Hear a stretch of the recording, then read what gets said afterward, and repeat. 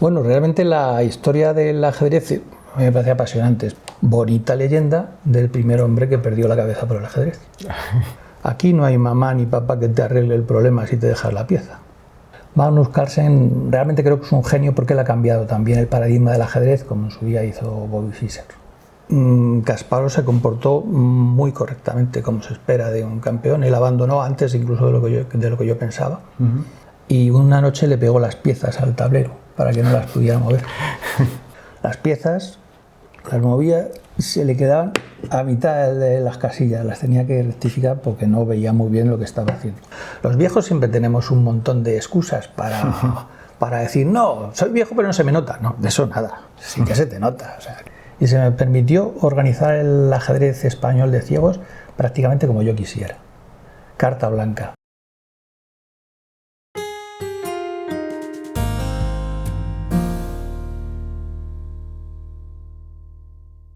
Jesús, bienvenido a 5 grados. Pues bien hallado. Tienes una historia que creo que muy interesante que contar, porque toda tu vida, de alguna manera, ha circulado en torno al ajedrez.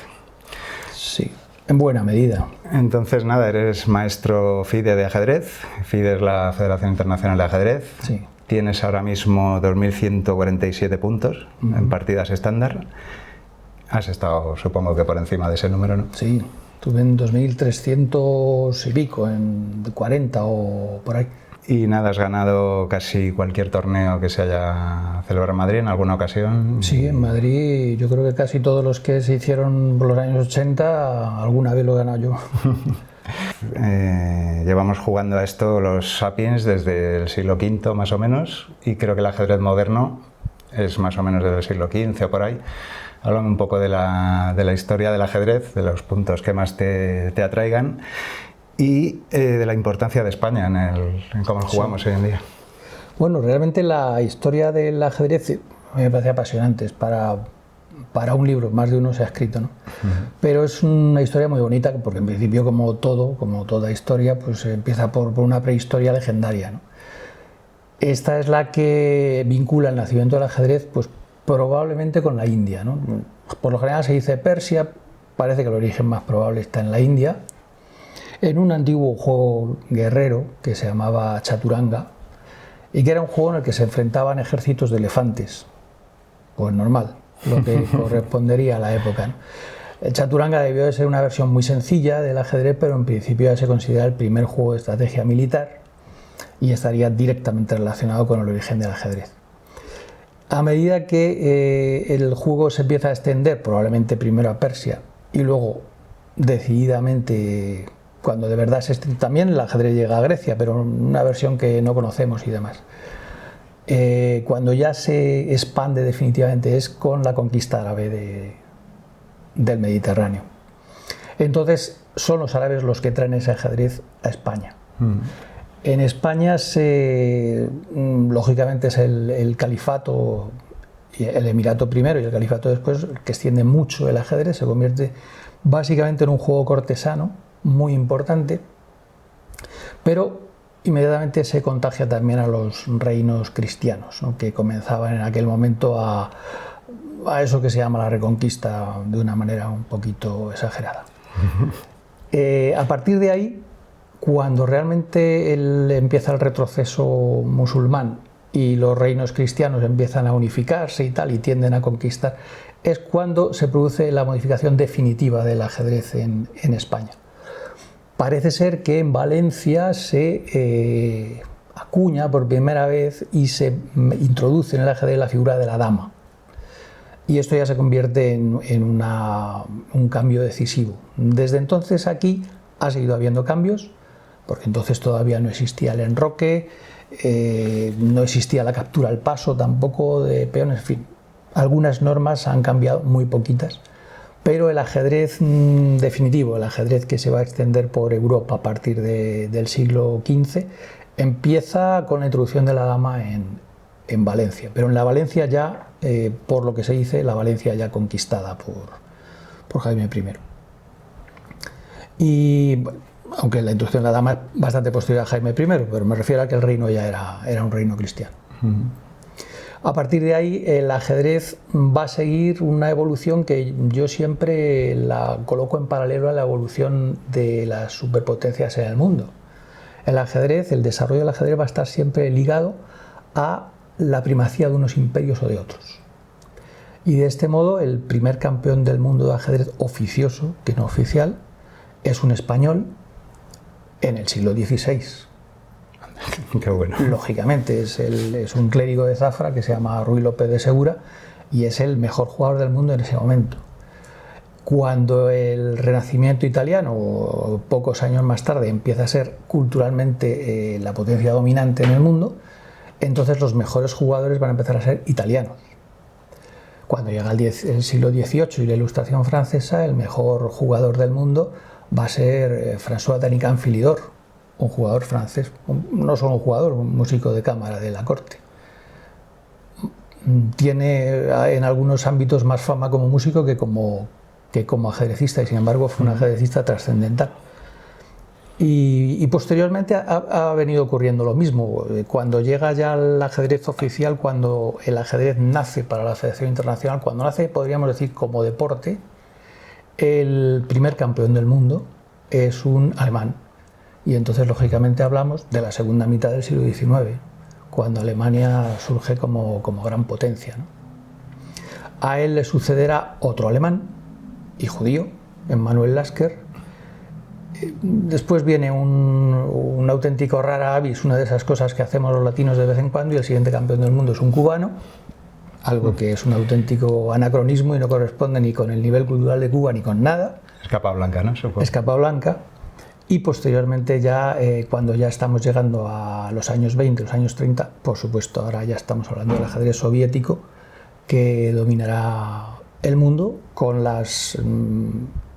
esa estrella absolutamente fulgurante que rompió ese dominio, que fue Robert Fischer.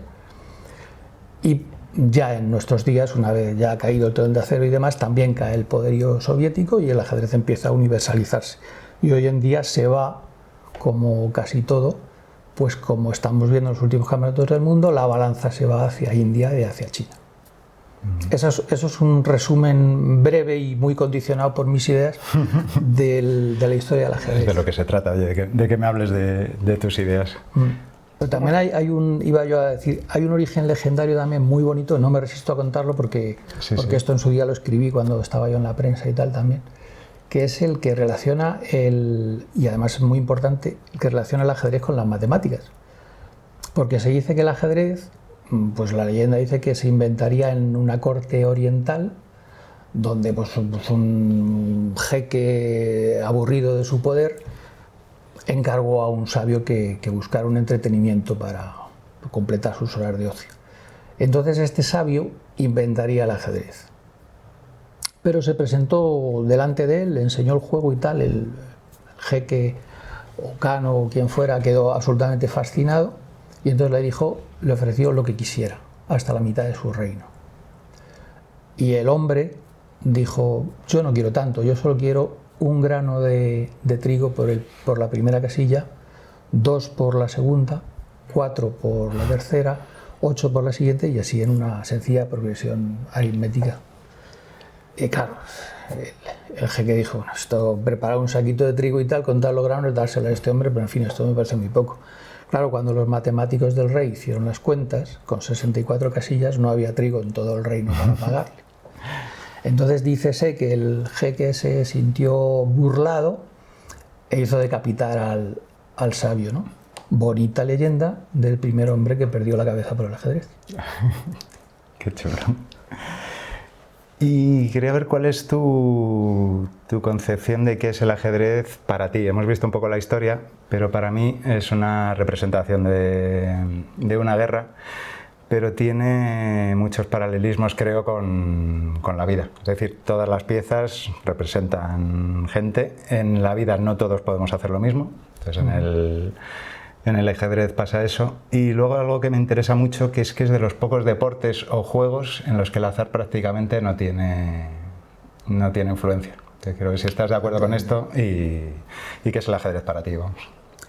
Sí, bueno, en la segunda parte estoy completamente de acuerdo. El ajedrez, el azar no juega ningún papel más allá del azar del entorno.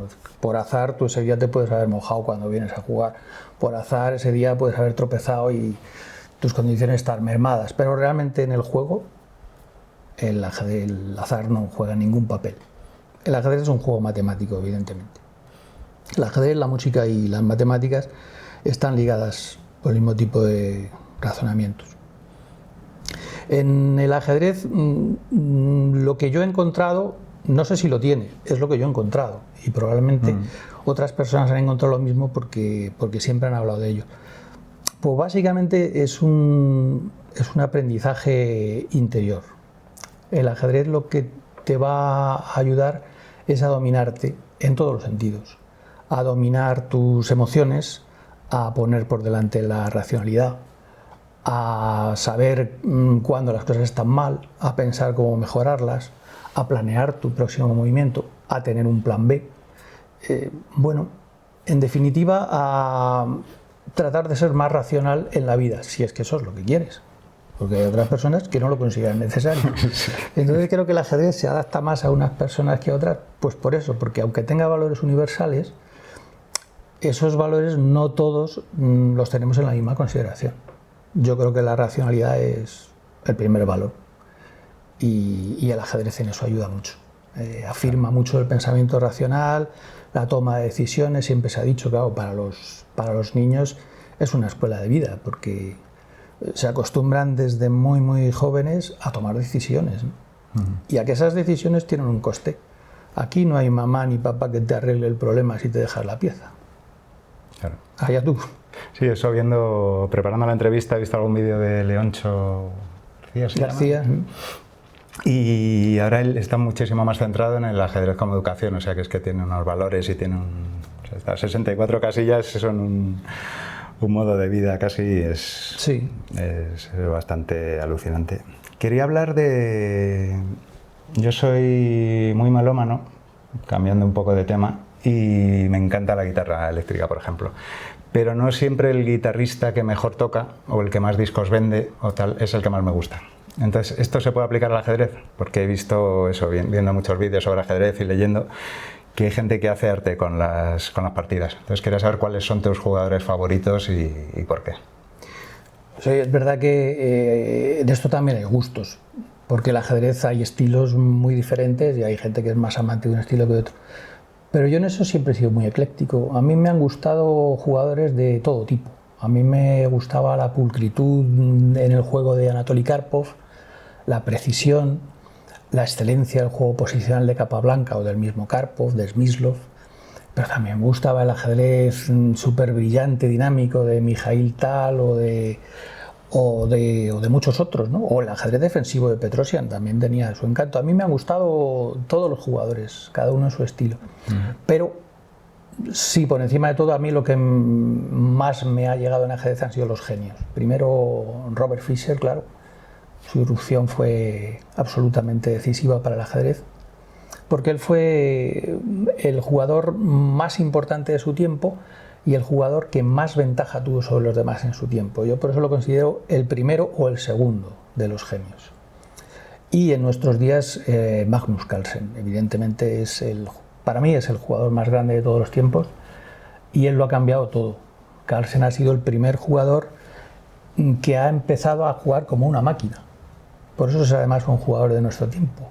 El único jugador en el mundo que hace años, hoy en día casi todos tratan de jugar así, pero hace 10 años el único jugador que podía jugar como lo hacen los ordenadores es Magnus Carlsen. Porque él es un estilo completamente diferente a los otros. Y ha echado abajo un montón de mitos relacionados con la preparación de aperturas, con la valoración en las aperturas, en el medio juego, en los finales. Magnus Carlsen realmente creo que es un genio porque él ha cambiado también el paradigma del ajedrez, como en su día hizo Bobby Fischer. Se llama Bobby Fischer, pilló la época, creo que es cuando se empezó a ganar dinero, ¿no? Con el ajedrez. Sí, claro, él fue el primero que se forró. Ahí, claro, ahí hay un condicionante muy importante, que el ajedrez no fue solo una explosión por sí mismo, ¿no? Evidentemente, para cualquiera que tenga un poquito de conocimiento del ajedrez, Bobby Fischer era una gozada. Sus partidas eran una maravilla. Pero el fenómeno Bobby Fischer vino también condicionado por la enorme repercusión política que tenía el hecho de que Robert Fischer fuera un americano. Claro. Y se enfrentaba no a un jugador, en este caso el problema no era Boris Spassky al que venció, sino a toda la escuela soviética.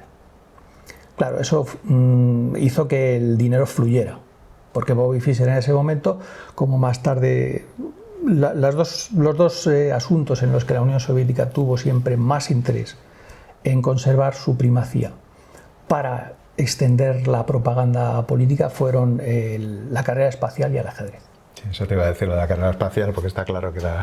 Y evidentemente se les trató de la misma manera, o sea que los héroes de la carrera espacial son héroes de la Unión Soviética, ¿no?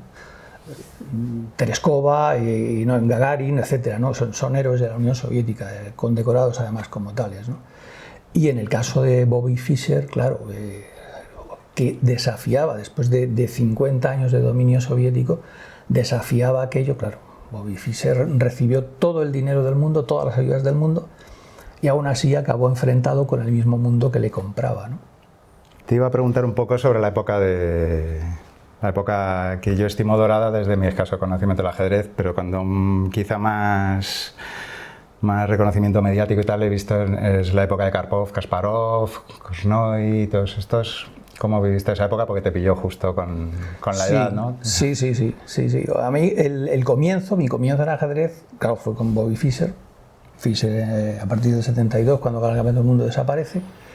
Y después, claro, mi desarrollo ajedrecístico ya tiene lugar con Anatoly Karpov como campeón, que dura 10 años. Esos 10 años son en los que yo me desarrollo más y bueno, pues digamos que mi ajedrez como competidor llega hasta el año 90. A partir del 90 prácticamente ya no juego, ¿no? Cuando ya el trabajo lo desplaza todo. Pero hasta el año 90, claro, evidentemente son los Anatoly Karpov y Garry Kasparov, que comienza a competir contra él en el año 84, son los dominantes. En medio estuvo Korchnoi, sí. Korchnoi se dice que ha sido el mejor jugador de la historia que nunca haya sido campeón del mundo. De Korchnoi es de uno de los jugadores que se dice eso. Korchnoi fue muy bueno. Yo creo que quizás exageran los que le atribuyen tanto mérito. Pero también corresponde a la misma época en la que era muy importante tener un oponente contra Karpov, porque no era solo un oponente a Karpov. Cuando tú defendías a Korchnoi, te estabas poniendo del lado occidental frente al aparato soviético, bla, bla, bla. Entonces aquí no se juzgaban las cosas solo con la mirada del tablero. Aquí en el ajedrez siempre ha sido así, hasta afortunadamente ahora no, pero hasta los años 90 esto siempre ha sido así.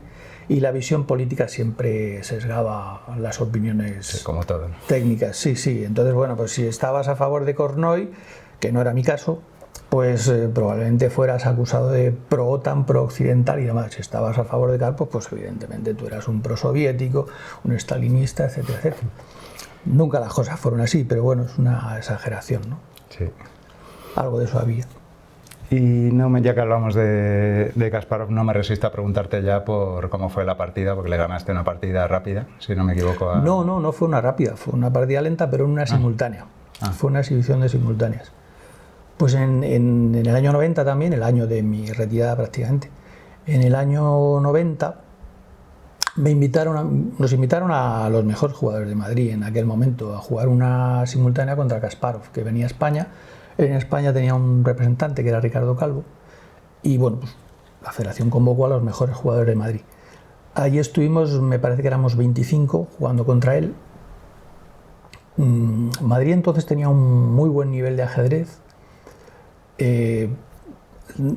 Al hilo de esto te puedo decir luego el comentario que Kasparov hizo al terminar la simultánea, ¿no?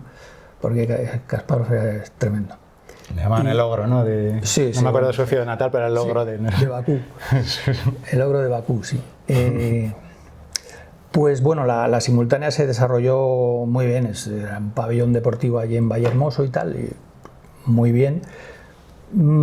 Para mí era una partida, bueno, todos jugamos con negras, como suele pasar en una simultánea, todos nos enfrentábamos con negras y Kasparov ya a las blancas.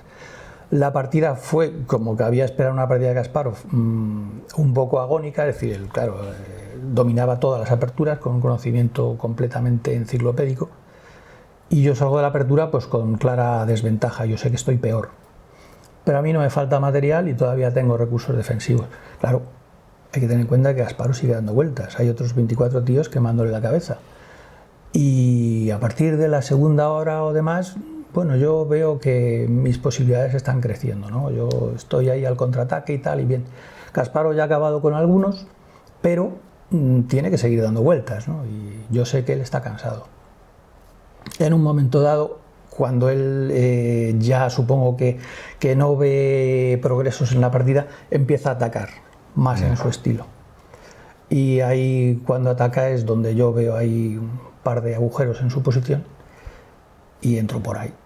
La cosa salió bien, primero gané un peón, cuando él ya vio que había perdido un peón se lanzó más al ataque porque lo prefería eso a una muerte lenta, y entonces gané un segundo peón. Y después ya pues fue solo una estrategia de ir liquidando piezas para llegar a un final que sabía que ganaría sin dificultades. Y en eso tengo que decir que Kasparov se comportó muy correctamente, como se espera de un campeón. Él abandonó antes incluso de lo que yo pensaba. Él abandonó cuando vio la partida perdida y de una manera completamente correcta. Sin embargo, al día siguiente tenía otra simultánea en la casa de campo, y uno de los organizadores, que estaba en mi club de ajedrez, me comentó después que él estaba todavía obsesionado con la partida del día anterior, con la partida que había perdido, no con las otras 24, que había hecho, me parece que 2 tablas y había ganado las otras 20. Estaba obsesionado con la que había perdido. Y entonces lo que dijo, su comentario fue que es que lo que no podía ser es que le habían puesto muchos jugadores profesionales muy fuertes. En Madrid en aquella época no había prácticamente jugadores profesionales, y por supuesto el que menos yo, claro, pero no había prácticamente ningún jugador profesional. Pero se jugaba a un muy buen nivel, entonces pues le pusimos, en realidad yo gané la partida, pero claro, la cabeza se la reventamos entre todos. Claro, qué bueno. Sí. En 1997 un ordenador, o sea, Deep Blue ganó al mejor jugador del mundo en aquel momento, que era Kasparov. ¿Cómo viviste este momento? Porque al igual que está pasando ahora con la inteligencia artificial o con otras cosas, se tenía una percepción de que se iba a acabar el ajedrez, que ya no iba a interesar, pero ha sido todo lo contrario. Entonces, ¿cómo viste aquella época? Sí. Bueno, esa partida también protestó Kasparov de ella, porque no ganó todas, ¿no? El ordenador, Kasparov ganó alguna. No, efectivamente, Kasparov iba por delante en el match, pero en la última partida Kasparov cometió unos errores incomprensibles en la posición. Me parece recordar que era una Caro-Kann, y de repente en un truco más o menos sencillo cae Kasparov y no es capaz de levantar la partida y pierde. Entonces él se lo tomó muy mal, y él dijo que lo que pasaba es que detrás de la programación de IBM, claro, había ajedrecistas muy fuertes. Yeah. Y es verdad. Miguel Illescas, un amigo mío, por otra parte, gran maestro español y uno de los mejores jugadores de nuestra historia, estaba detrás. Él era programador de IBM, pero no hizo las jugadas. Es decir, el programa fue el que jugó. Lo que pasa es que él cometió un error muy lamentable y perdió. Quería preguntarte, al hilo de esto, ¿qué es lo que hace a un gran jugador de ajedrez? Porque obviamente hay que tener una capacidad intelectual enorme, pero quiero saber si es el carácter, si es la capacidad de aguantar la presión, si es la memoria, que creo que tiene un valor incalculable en el ajedrez, o si es la inteligencia, y qué tipo de inteligencia, de las muchas que tenemos. Pues efectivamente, ahí todavía andan peleando los neurocientíficos, pero parece ser que, bueno, hay un área del cerebro que sí tiene que trabajar muchísimo, que es la misma que está relacionada con la música y las matemáticas y tal, es el pensamiento abstracto. Eso parece que está determinado, que es así, es el área más importante. Pero claro, luego la memoria es muy importante. Yo no tengo una gran memoria, pero no solo yo, jugadores mucho más fuertes que yo tampoco tienen una gran memoria. Utilizas más una cosa, utilizas más la otra. Cuando se junta todo, si juntas una memoria colosal, un pensamiento abstracto bien elaborado, limpio, suficiente, una capacidad de razonamiento amplia y una pasión por el juego bestial que te permita estar más de 8 horas estudiando todo el día, pues entonces ahí tienes un campeón del mundo, ¿no? Eso es lo que suele pasar. Pero el carácter influye muchísimo, porque el ajedrez se sabe que ha vuelto, yo no diría que ha vuelto loca, se sabe que ha desorientado a muchas personas, que se han sentado de una manera demasiado inocente delante de este juego, ¿no? Y este juego pues sí te puede enloquecer bastante, pero tienes que tener un punto de partida, tienes que tener un cierto equilibrio. Sin eso puedes pasarlo mal. Ahí hay varias figuras que podrían darnos muchas pistas. Bueno, jugadores que han enloquecido muchos, ¿no? El mismo Alekhine, sabemos que murió ahí en el sillón y con una mantita y un tablero de ajedrez encima de las rodillas y demás. Pero ha habido muchos que han estado mal, ¿no? Quizás el más curioso, una de las figuras realmente bonitas en la historia del ajedrez, es la de Marcel Duchamp. Marcel Duchamp, el pintor dadaísta. Él era ya el más famoso de los pintores dadaístas en su momento cuando descubrió el ajedrez. Ahí diremos más. Le dio fuerte, ¿no? Ahí la liamos, le dio muy fuerte, muy fuerte. Y la cosa acabó bien y mal. Él se casó, se fue de luna de miel en un crucero con la mujer y como por las noches se dedicaba a resolver problemas de ajedrez, parece ser que la mujer se molestó un poco y una noche le pegó las piezas al tablero para que no las pudiera mover. Y todo este asunto acabó mal. Es decir, antes de llegar a puerto ya se habían divorciado.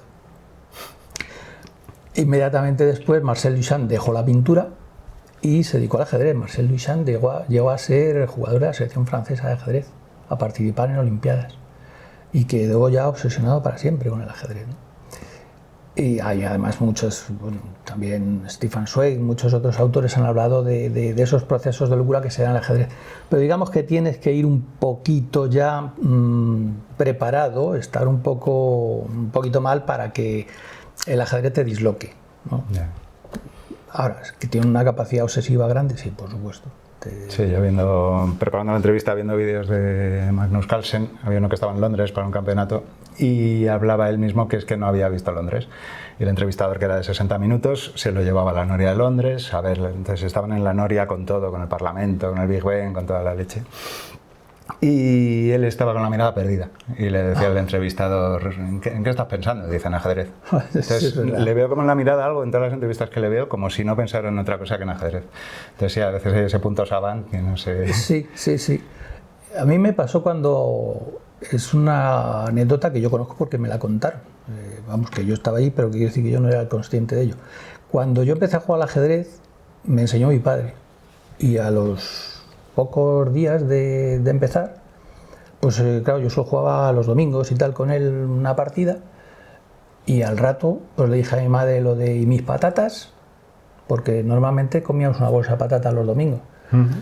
Y me dijo mi madre, ¿te las has comido hace un rato? Yo desde que había empezado la partida no era consciente de que nada hubiera ocurrido, nada más que jugar al ajedrez. Y ahí me di cuenta que eso es una cosa que puede pasar. Te puedes abstraer muchísimo con el ajedrez. Perder la noción del tiempo y otras cuantas nociones más. ¿Sí? Quería hablar ahora de algo que es mi mayor desconocimiento del ajedrez, es la anatomía de una partida. Porque se habla mucho de la memoria, de la gente que es muy buena porque tienen miles de partidas en la cabeza, como también he visto que hace Carlsen. O sea, le ponían el tablero unas posiciones y decía, vale, esta es mi partida con Kasparov del 87 y las tiene todas en la cabeza. Entonces tú empiezas a jugar, piensas en tu apertura, pero ¿hasta qué punto influye, uno, cómo conozcas a tu rival? Y dos, el seguir tu estrategia, pero ¿qué haces cuando el otro hace otra cosa que no esperas? No, claro, en ese sentido yo creo que los jugadores que juegan a piñón fijo pues no tienen mucho futuro. Tú te tienes que adaptar a la posición. Siempre es la posición la que manda, no es ni siquiera el rival, ¿no? Hay dos tipos de entrenamiento, uno que se llama entrenamiento al hombre y otro entrenamiento general, en lo que se refiere al estudio de aperturas. Entrenar al hombre es decir, yo voy a preparar mi partida contra este jugador que sé que juega tal cosa. Entonces tú preparas exclusivamente sobre esa línea pensando que conoces su forma de jugar, su estrategia, sus aperturas favoritas. Y la preparación general es la del tío que dice, bueno, yo voy a preparar mi repertorio y me adaptaré con ese repertorio e iré jugando en función de lo que juegue el otro. Son pensamientos muy diferentes, pero en cualquier caso la idea global tiene que ser la misma. Una vez que empieza la partida, tú tienes que responder a la posición. Yo siempre le he dicho muchas veces, le decía a mis chicos cuando les entrenaba, no os obsesionéis con que mi contrario tiene tanto elo, que si tiene 200 puntos más que yo, que a este le tengo que ganar porque tengo yo 300 puntos más, porque el otro... No obsesionéis con eso, si es que la partida depende de la posición. Si tú haces una posición repugnante, hay muchas posibilidades de que el otro, siendo un jugador inferior, te machaque. Y será culpa tuya, porque has construido una posición repugnante. Y si tienes una buena posición, pues no pienses que el otro tiene 200 puntos más. Si tú puedes ganar, le ganas. Se llame Kasparov, se llame como sea. Si puedes ganar, tienes que ir a ganar. No hay otra manera de progresar. Claro. ¿Y tienes alguna pieza que sea tu favorita? Si por curiosidad. Pues la verdad es que no. No, nunca he sido nada fetichista en ajedrez, ni con las piezas, ni con las aperturas, ni nada de eso. No, yo he sido muy, muy ecléctico en todo mi aprendizaje. He sido un jugador de competición más que un jugador teórico. Yo he estudiado poco ajedrez, realmente poco. Para el nivel que tenía en aquellos años, yo estudiaba muy poco ajedrez. Recuerdo que vino, por los años 80, apareció en España un maestro internacional sueco, que se llamaba Jan Eslund. Era magnífico y venía aquí, torneo que jugaba, torneo que ganaba y tal. Y un día, al cabo de los años, hablando con él, digo, joder, ¿y tú cómo ganaste tantos torneos nada más llegar y tal aquí a España? Dice, es que los jugadores en España no estudian aperturas. Y claro, tenía razón. Desde luego yo no las estudiaba, pero incluso la gente que estaba más preparada que yo no estudiaba aperturas, no tenía la preparación que tenía un sueco. Para ellos, oye, toma el ajedrez muy en serio. El tío dedicaba sus horas diarias al ajedrez y a estudiar apertura. Y con ese bagaje tú te presentas en un torneo y tu esfuerzo es 4 veces menor que el que está enfrente, que tiene que pensar desde la jugada 3, ¿no? Eso era muy importante. Kasparov fue, en ese sentido, fue el máximo exponente del jugador que estudia aperturas. Él fue el jugador más preparado que ha habido en el mundo, en la historia, porque trabajaba mucha gente para él, tenía mucha gente, equipos completos de gente trabajando, buscando novedades en las aperturas, y él tenía una fenomenal memoria para, una vez que le enseñaban eso, recordarlo todo. No ha habido nunca un jugador que estuviera más preparado que él en aperturas. En eso ha sido insuperable. Lo que pasa es que, claro, cuando llegó el cambio de paradigma, llegó uno que dijo lo de, bueno, todo esto de las aperturas está muy bien, pero ahora vamos a jugar al ajedrez. Y entonces se acabaron las disquisiciones. Claro. Y tú, como persona que compartimos mucho el sentido del humor, seguro que tienes anécdotas divertidas de torneos, o si hay rivales que le hacen putadas al otro para que se desconcentre, o cosas como en el tenis, lo de estoy 10 minutos antes de sacar para que el otro se cabree, ese tipo de cosas. Seguro que tienes alguna. Sí, cosas de estas han pasado. Joder, han pasado cosas muy curiosas. En ese sentido, de cosas irregulares, no, menos, ¿no? Pero anécdotas graciosas sí que han pasado. Pues mira, ahora que he mencionado a Eslund, recuerdo una en Cuenca. Estábamos jugando en Cuenca. Era un torneo de fin de semana, esos de partidas de media hora, partidas.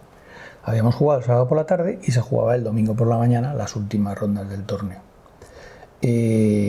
A la mañana siguiente aparecimos todos allí a jugar y Eslund está tumbado en un sofá allí cerca de la recepción.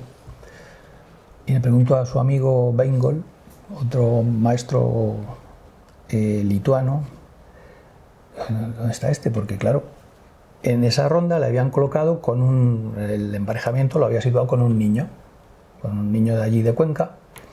Y claro, la partida empezó, el reloj de Eslund corriendo y tal, y no aparecía. Pero ¿dónde está este y tal? Y van a avisarle a Eslund. Eslund viene pues con media tajada importante, en fin, tambaleándose todavía, los ojos bastante cerrados, y nada va a sentarse, pues le ofrece al niño tablas. Joder, el niño en condiciones normales habríase vuelto loco, le habría arrancado la mano y tal, pero tenía un padre. Y el padre del ajedrecista es como la madre de la folclórica, es una figura terrible, terrible.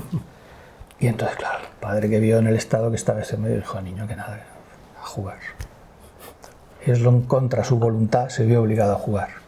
Las piezas las movía, se le quedaban a mitad de las casillas, las tenía que rectificar porque no veía muy bien lo que estaba haciendo. Le pegó una paliza al niño absolutamente indescriptible, en su estado o en el que fuera, ¿no? El niño lloraba al terminar, el padre protestó a la organización, bueno, aquello fue un escándalo.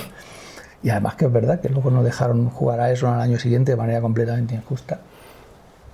Pero bueno, aquello fue un escándalo. Hay gente de esa que se lo toma muy mal, lo de perder, eso sí que lo he visto. Claro. No, hay más anécdotas de esas, sí han pasado muchas cosas, muchas. Joder, en el ajedrez de ciegos me pasó una muy curiosa, pero que también es una lección de vida. Estaba yo preparando una olimpiada, nos íbamos a una olimpiada con el equipo. Y yo estaba preparando la base de datos para llevar todas las partidas de los oponentes, de los posibles oponentes. Y entonces busco el equipo alemán y de repente veo en la alineación que ha desaparecido un tío, que había sido un primer tablero, y aparece otro, un tal Ziegler que yo no conocía de nada, de nada. Empiezo a buscar partidas de Ziegler en la base de datos, nada, absolutamente nada. Digo, chicos, vamos a ciegas, yo no sé qué será esto. Llegamos allá a la Olimpiada, le pregunto al entrenador alemán y me dice, claro, porque veo al Bishop, al que yo buscaba, le veo allí. Y le pregunto al entrenador alemán y digo, oye, ¿quién es este Ziegler y por qué no está Bishop? Dice, no, es que es él. Es que ha cambiado de apellido porque se ha casado con ese señor. El señor era el cuarto tablero, que era un deficiente visual que iba en silla de ruedas. Y entonces llevaban años en los que él, el ciego, empujaba la silla de ruedas del otro. Y entonces al final decidieron casarse. Y él cambió su apellido por el de Ziegler. En nuestra preparación se estropeó, pero la cosa quedó como una historia muy bonita. O sea, claro, el ciego empujando el carrito del otro, ¿no? Por todas partes. El otro veía un poco y le iba diciendo para acá, para la derecha y para la izquierda, ¿no? Un ejemplo de colaboración bastante interesante. Quería hablar un poco ahora de cómo afecta la edad al juego, porque alguna vez cenando hemos hablado de esto, y creo que pasa algo muy curioso y creo que pasa en todas las artes. Me ha pasado a veces hablando con músicos, que te vas haciendo mayor y tienes más experiencia, con lo cual sabes muchas más cosas, pero también tu cerebro ya no es el mismo. Entonces quería que me hablaras un poco de tus mayores éxitos o de tus mejores partidas y esto que hemos hablado alguna vez de cómo afecta la edad al juego, aunque también el ajedrez tiene efectos beneficiosos sobre el cerebro. Entonces háblame un poco de todo esto. Claro, eso, bueno, no se pasa solo en ajedrez. Yo habrás oído 1000 veces que en física todos los físicos importantes tienen menos de 30 años, porque a partir de los 30 años ya no hay nada que hacer. ¿Sí? Sabes mucho más, dominas mucho más la materia, pero los físicos, todos los físicos teóricos, pues prácticamente desaparece su capacidad de crear a partir de los 30 años. Yo creo que en ajedrez pasa algo parecido. O sea, además lo dicen las estadísticas de casi todos los jugadores. Hasta los 35 años puedes progresar. También fue uno de los motivos de que yo no me dedicara al ajedrez. Yo empecé muy tarde a jugar, digamos, y en el momento de mis mayores éxitos, cuando gané en Bélgica, en Holanda y tal, ahí fue donde yo tuve un momento de plantearme si jugar al ajedrez o no. Eso suponía dejar el trabajo. Decidí que no, pero básicamente decidí que no, no por la inseguridad de hasta dónde llegarás o no llegarás, sino sobre todo porque yo ya era muy mayor. Yo ya tenía 31 y 32 años y me quedaba muy poco de ajedrez al máximo nivel. Entonces eso no era como para plantearse una vida, ¿no? Entonces decidí seguir trabajando y creo que fue una decisión acertada, o por lo menos yo estoy muy contento de ella. Pero efectivamente, a partir de los 35 años, prácticamente en todos los jugadores se da esa decadencia. Empieza. Unas veces, luego ya esa curva es muy diferente para unos y otros. Eso está estudiado y está también publicado, ¿no? En todos los campeones del mundo, pues ha habido una decadencia que en unos casos ha sido brutal y en otros casos ha sido suave y tal, y hasta con altibajos, ¿no? Pero es inevitable. El cerebro es un órgano más y el cerebro también se cansa y el cerebro va perdiendo capacidades, ¿no? Algunas de ellas hacen falta para jugar al ajedrez. La memoria, se va perdiendo memoria sin duda, pero también los reflejos, también la profundidad del análisis. Yo ahora, cuando no estudiaba, cuando era un jugador de ajedrez de competición, basaba casi toda mi fuerza en el cálculo. Como no estudiaba, pues me tocaba calcular todas las posibilidades en cada jugada, ¿no? Y era un ajedrez que costaba mucho esfuerzo. Ahora, si juego al ajedrez, lo hago por patrones. Ahora sé mucho más ajedrez y entonces puedo entender una posición mucho antes de calcular las jugadas que corresponden, ¿no? Pero claro, cuando pierdes fuerza de cálculo, eso es una pérdida. Ahí no puedes decir, no, es que la experiencia te compensa, ¿no? Los viejos siempre tenemos un montón de excusas para decir, no, soy viejo pero no se me nota. No, de eso nada, sí que se te nota, o sea que eso es inevitable. Y finalmente, antes de pasar al test, quería preguntarte por tu labor en la ONCE, porque esto es lo que te ha mantenido, aparte de torneos o que hayas jugado, has sido director técnico mucho tiempo, entonces me interesa mucho cómo juegan las personas ciegas al ajedrez y cuál es tu labor en esto, porque veo que el ajedrez tiene una labor pedagógica importantísima y pues eso, ¿cuál ha sido tu labor en...? Pues empezó en el año 86, fue cuando empecé a entrenar con ellos. Y esa fase me gustó muchísimo. Yo disfruté muchísimo entrenando con ellos y evidentemente eso ha seguido siempre. Lo que pasa es que, claro, entonces era mi única ocupación. Tomé con enorme cariño e interés y tuve mucho éxito en esa faceta, sin duda, ¿no? Afortunadamente, y me alegro mucho por ellos y por mí. Pero inmediatamente en el año 87 empezó a cambiar en el sentido de que la ONCE ya me requirió no como entrenador sino como organizador. Y esa fue la fase más importante de mi vida profesional, porque en aquellos años, los años buenos como digo yo, desde el 87 a 2004 fueron años magníficos. Y a mí lo que se me permitió fue desarrollar una labor profesional como organizador de ajedrez. Y se me permitió organizar el ajedrez español de ciegos prácticamente como yo quisiera. Carta blanca. Yo recuerdo todavía mis primeros informes al principio de año con la planificación, ¿no? Que se hacían a mano con un bolígrafo cuando las secretarias lo pasaban a máquina todavía. Esa es una época preciosa porque tú tienes carta blanca y vas a decidir sobre la vida ajedrecística de muchas personas, ¿no? Y ahí yo me planteé una serie de objetivos que fueron magníficos, que se cumplieron con creces, pero que indudablemente corresponden a la época buena de la ONCE, donde todo eso se podía hacer. A partir del 2004 empezó ya una época más difícil, la ONCE había cambiado mucho y demás, y yo mantuve mi tarea como organizador y mi trabajo como director técnico, pero ya fue con una hostilidad con la dirección que no había existido antes, ¿no? Ya no tenías la libertad de hacer las cosas que habías diseñado y demás, no todo eran handicap. Pero hasta el año 2004, evidentemente, ese fue el trabajo más bonito del mundo. Tú planificas algo, te inventas el ajedrez de ciegos prácticamente ex novo, porque no había habido nunca eso en España, ¿no? Y planificas toda la organización. Desde con cuándo también modificamos en su momento el reglamento de ajedrez para ciegos, ¿no? Hasta todo, o sea, los torneos que se deben de jugar, la decisión más importante de la vida de mucha gente que fue la que hubo que tomar en ese momento.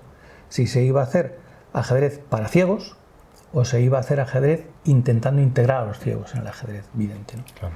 Esta última fue la decisión que yo tomé, ¿no? Una decisión que luego es muy trascendente por muchas cosas, ¿no? Claro. Pero planificas un calendario anual en el que tienes tus competiciones nacionales, competiciones internacionales y competiciones integradas de ciegos, ¿no? Buscas los jugadores, planificas el entrenamiento de una élite. Bueno, es muy bonito, el trabajo es muy bonito, ¿no? Y al principio además con una enorme implicación personal, porque todavía no podía ni siquiera disponer de suficientes entrenadores, de gente que los acompañara a los torneos. Y al principio iba a todos los torneos con ellos, ¿no? Eso era bastante agotador. Con el tiempo, bueno, pues a lo mejor solo tenía que salir 10 o 12 veces al año, ¿no? Bueno, que no está mal. Era todo un avance, ¿no? Claro. Pero fue un trabajo precioso, precioso. Y bueno, pues cuando me retiré, pues tuve el homenaje de mi gente, o la gente para la que he trabajado, y es de las cosas más bonitas que me han pasado. Sí, recuerdo haber visto el vídeo y me dan ganas de llorar, de verdad. O sea que fue muy bonito. Sí, la verdad que sí. Así que fue una tarea muy importante. Yo creo que se hizo que se hizo muy bien, a satisfacción por lo menos de quienes se tenía que hacer, que era de los jugadores de ajedrez. Y a mí sí me llenó, a mí trabajar para eso sí me parece magnífico. Joder, pues me alegro mucho. Pues nada, no te quito mucho más tiempo y como en el transcurso de una entrevista tan corta iba a decir jodido, es complicado conocer a alguien, he desarrollado un test justo con varias universidades basado en el test de Proust. Vamos, esto es una cosa loca, pero te voy a hacer un test breve con algunas cosas. Elige un menú perfecto. El menú perfecto es jamón ibérico, vino tinto de calidad y chocolate de postre. Ya está. Perfecto. Sí, ahí tendemos, tú y yo somos de los que tendemos a la sencillez. ¿Beatles o Rolling Stones? En esas opciones, Beatles. Muy bien. ¿Una película que te haya marcado? Pues yo creo que la mejor, El Padrino. Padrino 1, El Padrino 2, El Padrino 3. Después ya la lista de Schindler, otras, pero bueno, El Padrino, la máxima. Normalmente no quiero meterme, pero no es mi película favorita, pero creo que es la mejor película que se ha hecho, El Padrino 1. A mí me parece maravilloso. Es una barbaridad, sí, sí. Dado que es a lo que me dedico yo, una película de animación que te haya gustado mucho. Pues yo no he trabajado mucho ese género, pero bueno, sí recuerdo la de Up. Sí. Esta película del viejecito y tal, era una película así muy emotiva y tal, y yo creo que estaba muy bien, juntaba muchas cosas. Yo creo que la animación tiene que trabajar más ahora como trabajáis vosotros, empezar un poquito ahí con el género de aventuras y tal, hasta meteros en el thriller, yo qué sé. Sí, pero sí. No he visto muchas, pero la de Up sí tengo buen recuerdo. Sí, Up tiene los 15, 20 primeros minutos, es de lo mejor que se ha hecho en general, vamos, ya no en cine. Vale, una que me gusta mucho. Excluyendo casas y sitios para habitar, ¿qué te comprarías si pudieras comprarte exactamente lo que quisieras sin ningún tipo de problema de dinero o de presupuesto? Pues coches sí. Coches me gustan mucho, pero tampoco me gustaría tener muchos coches. Con tener el que me gusta, me vale. Ya puestos, pues un barco, pues bueno, pues también, sí, también me gusta, ¿no? Pero bueno, son lujos, no cosas que necesito. Vale. Una canción que sea especial para ti. Aquí hay un montón. Es que claro, hay canciones, a mí quizás musicalmente la canción que más me guste sea la Bohemian Rhapsody, probablemente, ¿no? Pero claro, canciones que tengan que ver con mi vida ha habido muchísimas y claro, ha habido para cada época sus canciones, ¿no? Te podría decir la Planta 14 en la época de la primera universidad o de la segunda, la Planta 14 era pues muy importante, o la mitad de Pablo Milanés o la mitad de Silvio Rodríguez, o posteriormente otra canción que me impactó mucho, de las que, bueno, cuestionaban un poco ese ácido corrosivo que tuvo la transición para mucha gente que pensábamos en otras cosas, pues la canción de La Belleza de Aute. Me parece una canción impresionante y tal, y muy representativa de esa época. Sí, esas canciones son las que en un momento dado te llegan. Te han marcado, ¿no? Conociéndote, que sé que has leído muchísimo, pero lo mismo, un libro que te haya marcado, que le tengas especial cariño. Pues también dos, uno de literatura y uno de conocimiento. Rayuela, la obra cumbre de la literatura para mí, y Los 3 primeros minutos del universo de Stephen Weinberg, un libro de divulgación impresionante. Mira, ese no lo conozco. ¿Es suficientemente ameno? ¿O es demasiado técnico para...? Las dos cosas, pero es muy importante, es un libro muy importante. Los 3 primeros minutos del universo son la aplicación de todo, al fin y al cabo. Claro. Y finalmente, ¿qué es la felicidad para ti? Eso es más difícil de definir. Es que la felicidad, yo no sé si eso debe ser un objetivo. Yo creo que son momentos de satisfacción, pero la felicidad es un poco el camino, yo creo. es la felicidad. Es que si me preguntas la felicidad, yo te diría estar vivo. Es la felicidad. Estar vivo, que no te duele nada, ¿no? Porque si te duele ya es otra cosa. Pero estar vivo es la felicidad, porque en realidad el objetivo, pues es lo que decía Cavafis. Aquí Ítaca no tiene nada que ofrecerte. El objetivo es el camino para llegar a Ítaca, ¿no? Y cuando llegues a Ítaca, si luego te ha decepcionado, no protestes de Ítaca, ¿no? Porque ya te ha dado el camino. Claro. Pues eso es la felicidad. Pues Jesús, ha sido un verdadero placer y una lección en todos los sentidos hablar contigo, así que nada, muchísimas gracias. Pues gracias a ti. Y nos seguimos viendo. Venga, que se haga todo muy bien. Muchas gracias. Estupendo. Mate. Vuelven la siciliana a su casilla de origen. ¿Era siciliano? Eso era una siciliana. Uno de mis primeros amores. El primer amor de Bobby Fischer fue la siciliana.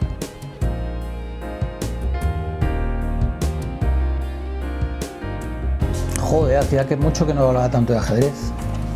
Pues mira, 56 minutos.